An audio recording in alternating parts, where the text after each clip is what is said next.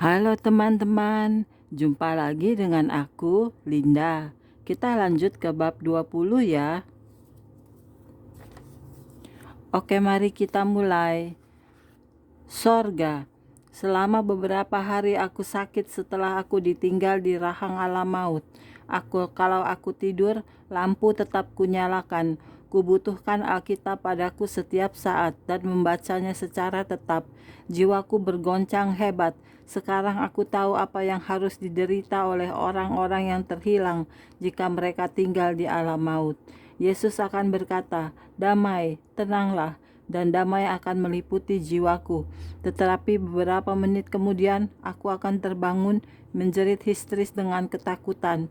Selama ini aku tahu aku tidak pernah sendiri, tapi sekalipun aku tahu akan hal itu, aku sering tak bisa merasakan kehadirannya, dan aku begitu ketakutan kalau aku harus kembali ke alam maut yang kutakuti itu, meskipun Yesus kadang-kadang berada di dekatku.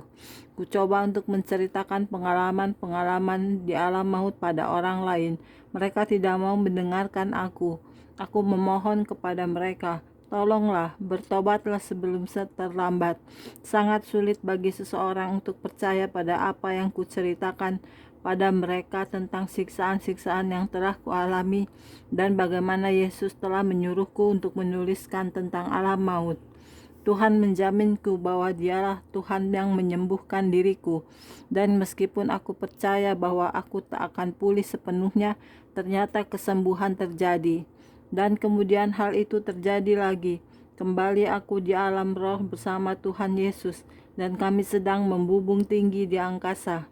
Yesus berkata, "Aku akan menunjukkan padamu kasih dan kebaikan Allah dan bagian-bagian dari sorga.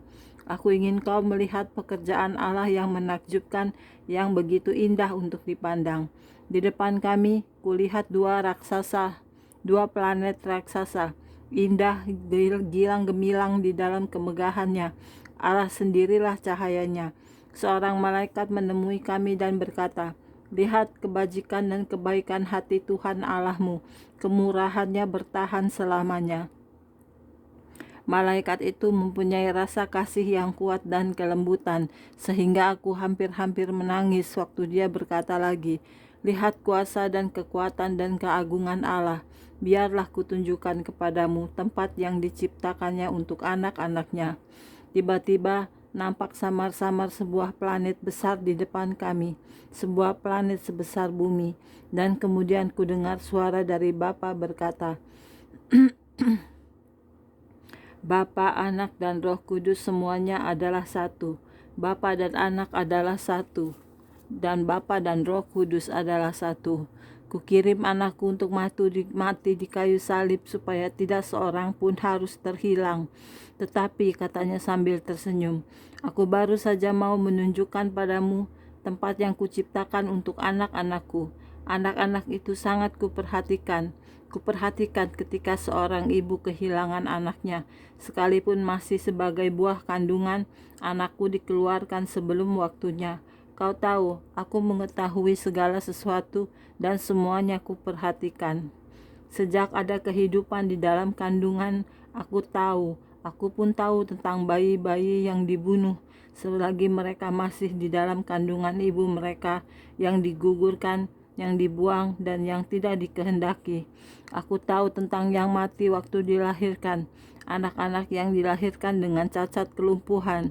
Sejak terjadi pembuahan, di situ ada jiwa. Malaikat-malaikatku turun dan membawa anak-anak kepadaku ketika mereka mati. Aku punya tempat di mana mereka bisa tumbuh, belajar, dan dikasihi. Kuberikan pada mereka tubuh yang utuh dan memulihkan bagian tubuh manapun yang hilang. Kuberikan tubuh kemuliaan kepada mereka. Di mana-mana tempat di planet itu ada perasaan dikasihi, suasana sejahtera yang sempurna, segala sesuatunya sempurna.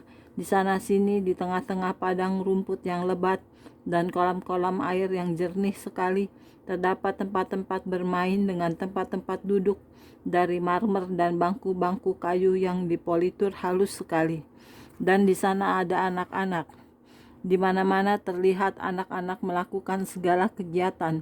Setiap anak mengenakan jubah putih tanpa noda dan sandal. Jubah putih itu begitu cemerlang sehingga berkilauan di dalam sinar yang indah sekali di planet itu.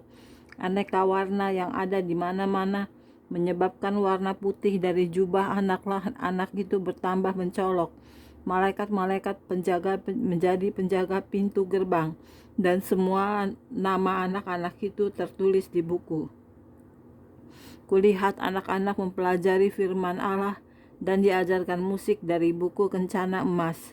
Aku heran waktu melihat segala jenis binatang datang pada anak-anak itu atau duduk di samping mereka ketika mereka berada di sekolah para malaikat ini.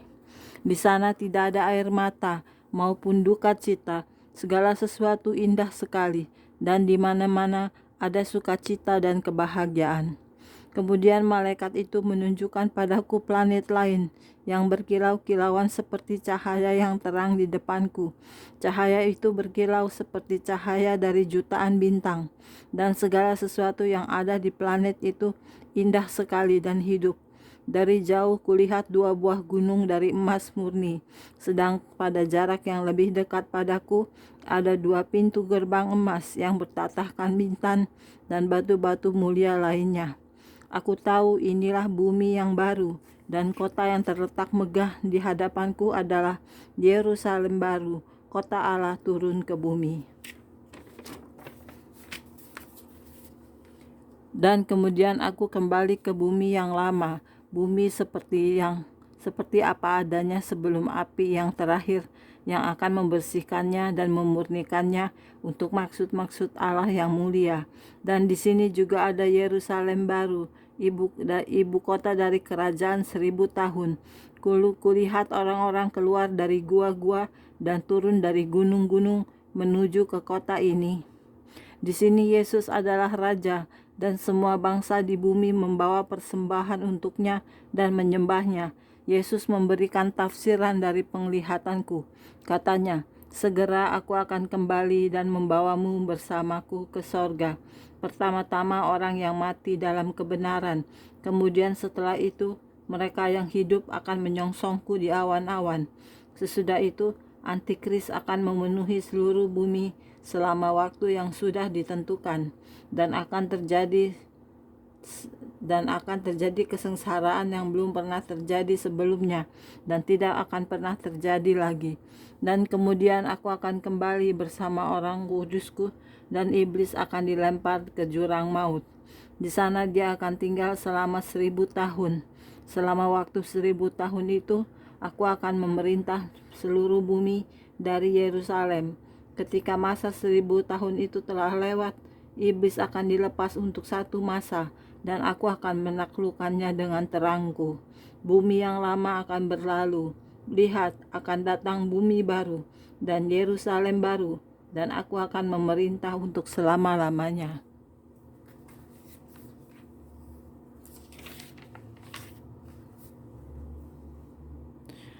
Bab 21. Agama palsu.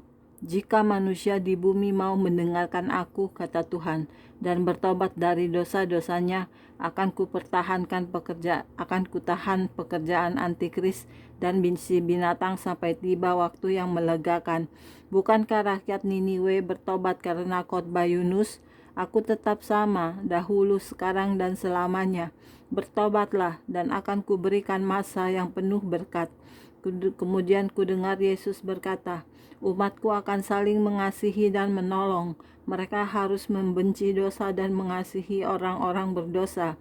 Dengan kasih yang sedemikian, semua orang akan tahu bahwa kamu sekalian adalah murid-muridku. Ketika Yesus berbicara, bumi terbuka dan kembali kami masuk ke dalam alam maut. Kulihat sebuah sisi bukit yang penuh dengan batang-batang pohon yang sudah mati, yang semuanya dikelilingi oleh kotoran warna abu-abu.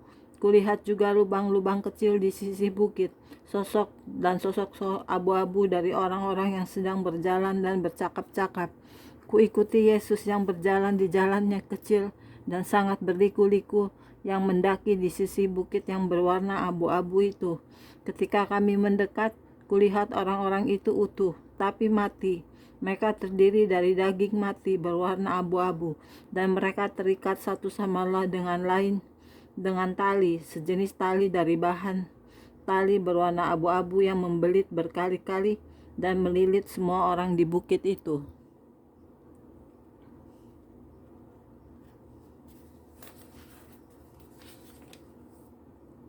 Oke, sekian dulu untuk hari ini videonya ya.